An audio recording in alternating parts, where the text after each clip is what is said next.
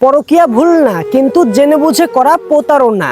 বেশিরভাগ বিবাহিত জীবন সাজানো সংসার নষ্ট হয়ে যায় পরকীয়া নামক ব্যাধির কারণে। এটা কোনো ভুলের নাম না, এটা জেনে বুঝে করা প্রতারণা। যে প্রতারণা অজুহাতের চাদরে মোড়ানো থাকে, শুধুমাত্র প্রত্যক্ষভাবে সম্পর্কে জড়ালে তাকে পরকীয়া বলে না। স্ত্রী বা স্বামীর অগোচরে মহিলা বা পুরুষের সঙ্গে ইনবক্সে কথা বলাটাও এক প্রকার পরকীয়া। বলতে পারেন এটা ডিজিটাল পরকীয়া, যার প্রভাবে ডিভোর্সের সংখ্যা দ্বিগুণ বেড়েছে। আমরা কি অজুহাত দিই? আমার স্ত্রী সুন্দর না, এর প্রতি আমার টান রুচি কাজ করে না, পরিবার থেকে বিয়ে দিয়েছে জোর করে, আমার স্ত্রী আমাকে বুঝে না, ওর সাথে আমার যায় না, মানসিক যন্ত্রণা দেয়, আমার স্ত্রী স্মার্ট না, সেজেগুজে থাকে না। অথবা স্ত্রীকে মিথ্যা অপবাদ দেওয়া। আর স্ত্রীদের অজুহাত, আমার স্বামী আমাকে সময় দেয় না, আমি সন্তুষ্ট না, আমাকে ভালোবাসে না, বয়সের মিল নেই, মনের মিল নেই, দেখতে ভালো না, ভালো ব্যবহার করে না, আরো কত কি। কিন্তু বিশ্বাস করুন, সব অজুহাত বিয়ের পরে সেই একই স্ত্রীকে বা স্বামীকে ভালোবেসে কাটিয়েছে কত সুন্দর মুহূর্ত।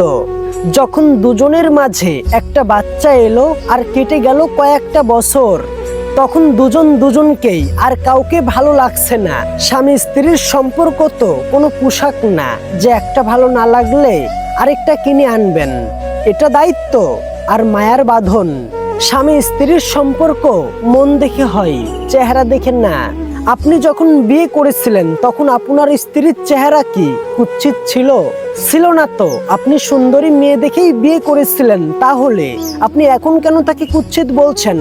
সে তো আপনার সংসারে খাটাখাটনি করে অক্লান্ত পরিশ্রম করে তার চেহারাটা নষ্ট করে ফেলেছে। সে আপনার সন্তানের মা হতে গিয়ে আপনার ফিগারটাকে নষ্ট করে ফেলেছে।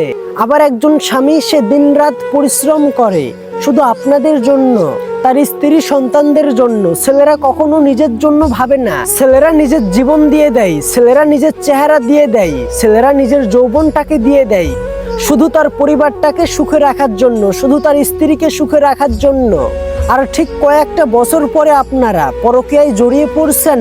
ভয়ঙ্কর সম্পর্ক হচ্ছে স্ত্রী বা স্বামীর সঙ্গে মধুর সম্পর্ক বজায় রেখে অগোচরে তৃতীয় ব্যক্তির সঙ্গে সম্পর্কে জড়ানো।